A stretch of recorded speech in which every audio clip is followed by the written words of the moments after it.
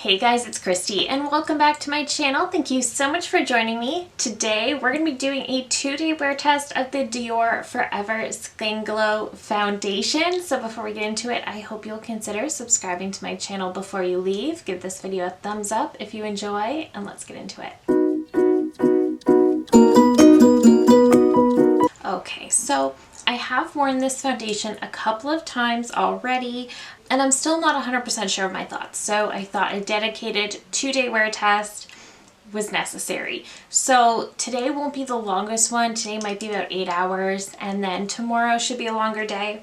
I did pick up the shade 1N, and I kind of wish I would have gone a shade down. This one is a little bit deeper than, it's not bad. It's pretty close, but I definitely could have gone a little bit lighter. So this is a clean Dior foundation that has up to 24 hours of wear and provides visibly radiant medium to full coverage and hydration. So medium coverage, radiant finish, and it contains iris extract to guard against oxidation, hibiscus extract to renew the look of skin, and wild pansy extract to maintain hydration for healthy looking skin. So this is a foundation that was released quite some time ago and was recently reformulated and re-released. So this is the new packaging. The old packaging, I believe, had the Forever Skin right down the side. Now it's just on the front. This is a heavy glass bottle with a black acrylic lid and some silver trim. I did pick this up as part of my Sephora haul, and then inside it is a pump with a really nice silver pump. The pump does feel quite high quality, and as per usual when it comes to my wear tests, I won't be priming the skin or anything like that today. Today I'm just going to wear it on its own, see how it performs, and then tomorrow I will prime, set, do all of the things. But today I'm not going to do that. And so far I've noticed I do prefer this foundation best with a sponge. So the shade is, it's pretty close. I could have gone a shade down, but this is actually a pretty nice medium ground to, you know, if I get a little bit of a tan in the summer, which I doubt I will, but if I do, this will still be a great shade match. So the first time I wore this, I did it with the Milk Makeup Hydro Grip Primer, which I should have known better. I don't like that primer, so I'm naturally not going to like anything I put on over top. Yesterday I used it with the Dior primer, and it seemed to perform quite nicely. I think I might actually like it best right now.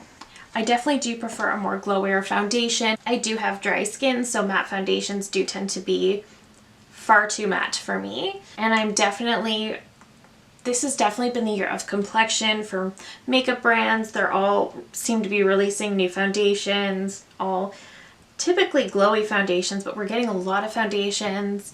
A lot of them are claiming to have these insane skincare benefits.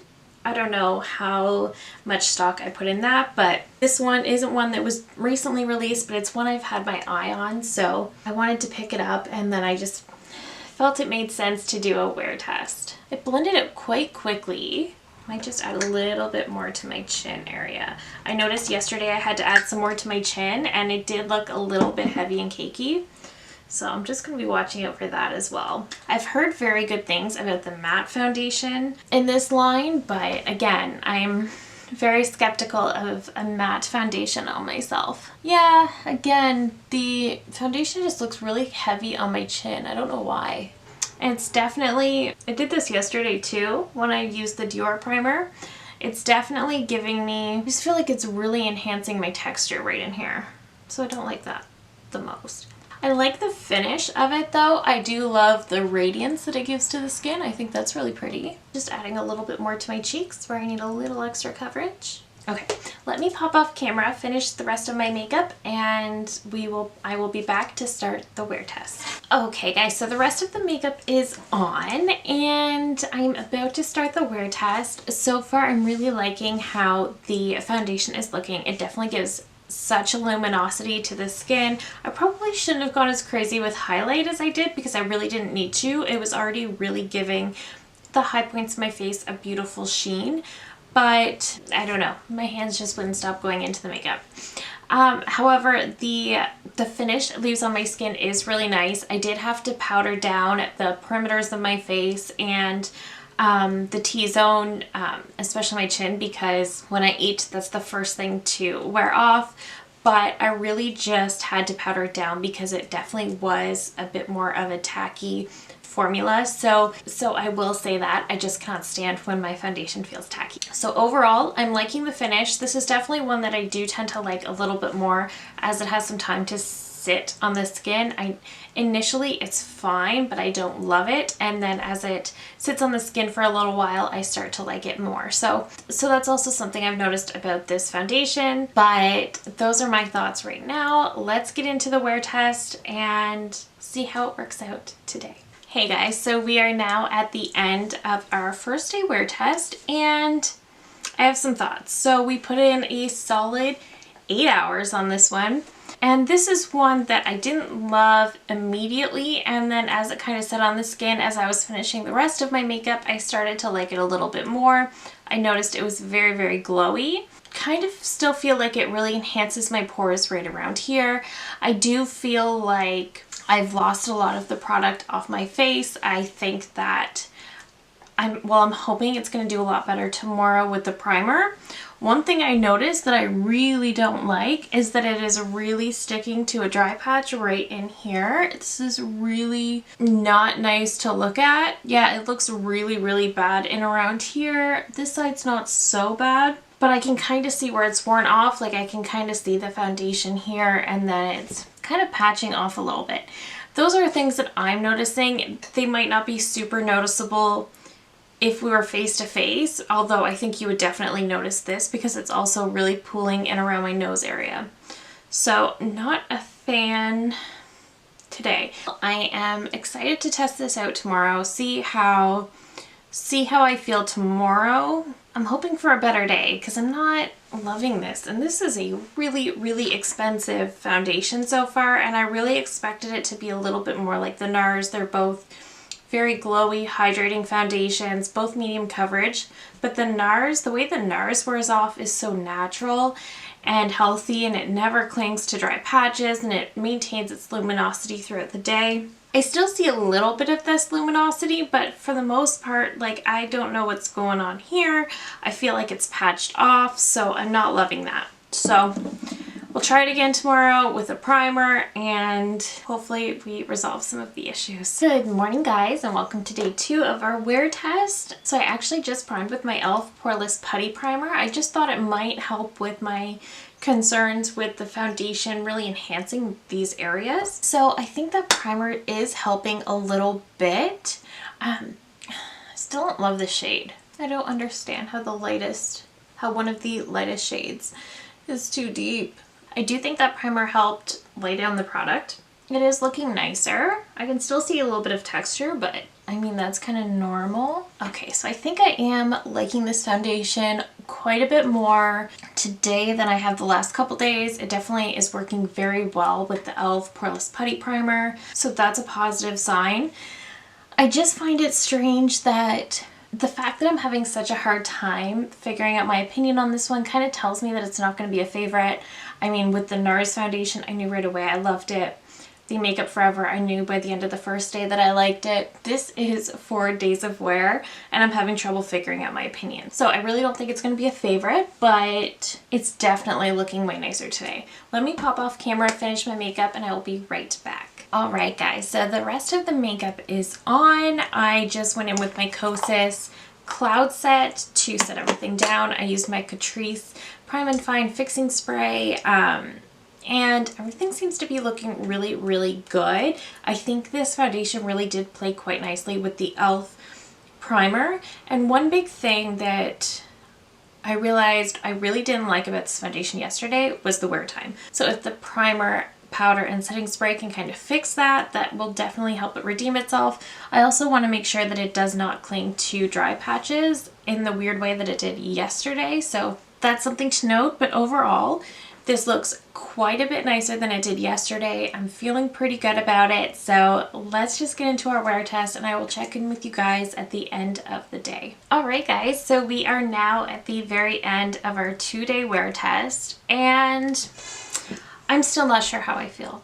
this still just isn't a favorite. So I honestly think it definitely did way better today with the primer, with the setting spray, the powder. Everything played really nicely together. I will say it did kind of patch off around my chin, and if I look closely enough I can kind of see exactly where.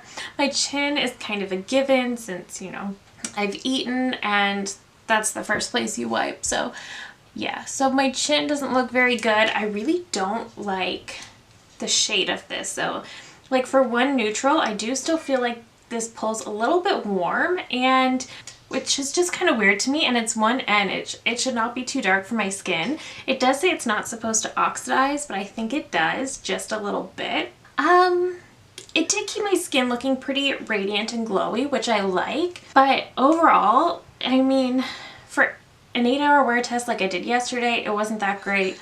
When I did all of the things today, I feel like it did better. The wear time of this foundation, I just don't find to be phenomenal. I think that it's a nice enough foundation if you just want to, say, wear it out to dinner or something like that. That is what I picture myself using this foundation for. I don't picture myself using this if I need my makeup to last all day long and for hours after, which is weird because it does advertise itself as being great for up to 24 hours, which I highly don't recommend, but after 8 hours this looks messy. 10 hours it looks messy. So I don't see how you could ever get 24. And again, the shade is just kind of weird. It's just for shade 1, this is just a bit dark. Would I like it better had I picked a lighter shade? Probably. But at the same time, I just don't find it performs nearly as well as my beloved NARS foundation, the new Makeup Forever foundation, the Catrice, the L'Oreal. The ones that I really, really like that I do tend to compare other foundations to, this does not compare to those very well. However, I don't hate it. I like the radiance it gives the skin, and overall it looks quite nice. I don't hate it, but I don't love it. Again, it just does not stack up against some of my very, very favorites. So it's not one that I'm going to highly recommend you run out and grab, especially for the price point. If you really want to spend this price point, get the NARS. I've heard much better reviews on the matte version of this foundation than this one, but I'm kind of disappointed. I really wanted to love this more. Again, it's weird. I don't hate it. I don't hate it. It's just that after 4 days of wear, I still don't know exactly where I stand, and there's still so many things I don't like. I think I have to say that I wouldn't highly recommend this. I think it's nice, again, for a short period of time, and I think you might only really, really like this if you do have drier skin. I cannot see somebody with oily skin enjoying this foundation at all. Even somebody with normal skin, I don't think would like this. I don't think this one is worth it. I'm curious about the matte version. I've heard really good things about that, but I don't really recommend the Skin Glow. So it definitely played way, way better when I used my primers and powders and things like that. It just didn't do as well as some of my favorites. It also advertises as being full coverage, which I don't think it is. I would kind of put it in the, if I had to put it in a category, I would put it in the okay category. I don't like it as much as some of my top foundations. I don't dislike it, but it just doesn't even compare with my top favorites. Yes, that's where we'll leave it. So unfortunately, this is not the most positive review. It's not a terrible review, but it's not the most positive.